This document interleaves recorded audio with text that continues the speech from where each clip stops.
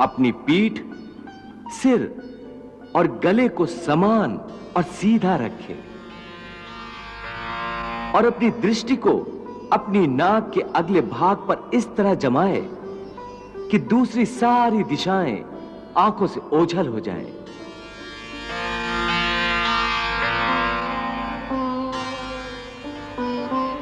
ऐसा करने से अपने आसपास के वातावरण से उसकी इंद्रियों का संपर्क टूट जाएगा और मनुष्य अपने अंतर में मन लगा सकेगा।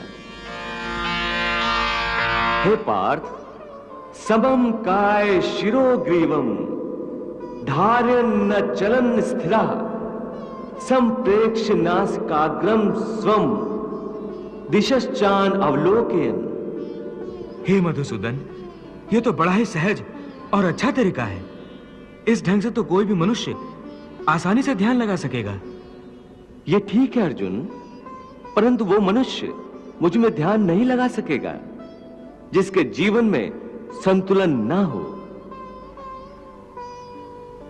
ध्यान लगाने में सफलता के लिए मनुष्य को संतुलन का पालन करने वाला होना चाहिए।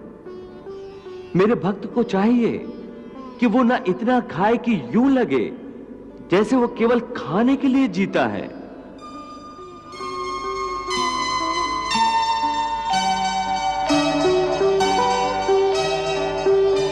ना ही इतना कम खाए कि हड्डियों का ढांचा बन जाए,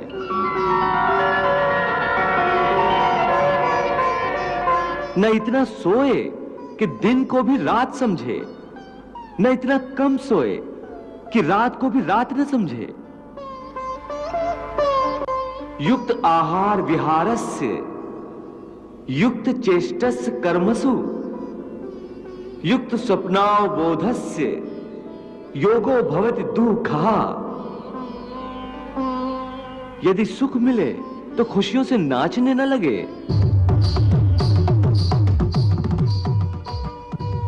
और यदि दुख मिले तो रो रो कर अपने आप को हलकान न करे।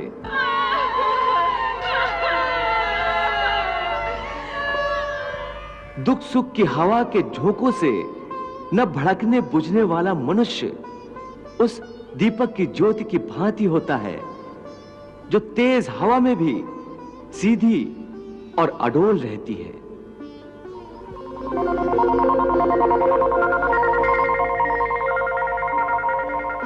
यथा दीपो निवातस्थो नेन गते सोपमा स्मृता योगिनो यत् चित्तस्य युञ्जतो योगमात्मनः।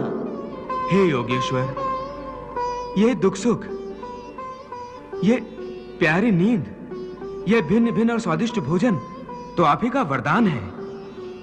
फिर इनका भरपूर आनंद ना लेना ध्यान योग के लिए क्यों आवश्यक है? हे अर्जुन, मैंने सुखों की माया मनुष्य के लिए ही रची है। वो इन सुखों का आनंद अवश्य ले। मैं ये नहीं चाहता कि मनुष्य दुख में रहे, दरिद्रता में रहे।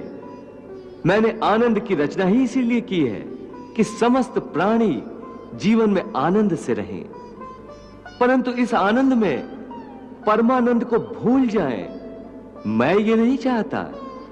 इसलिए यदि कोई मनुष्य इस परमानंद को पाना चाहता है, अर्थात ध्यान योग द्वारा मुझ परमात्मा में लीन होना चाहता है,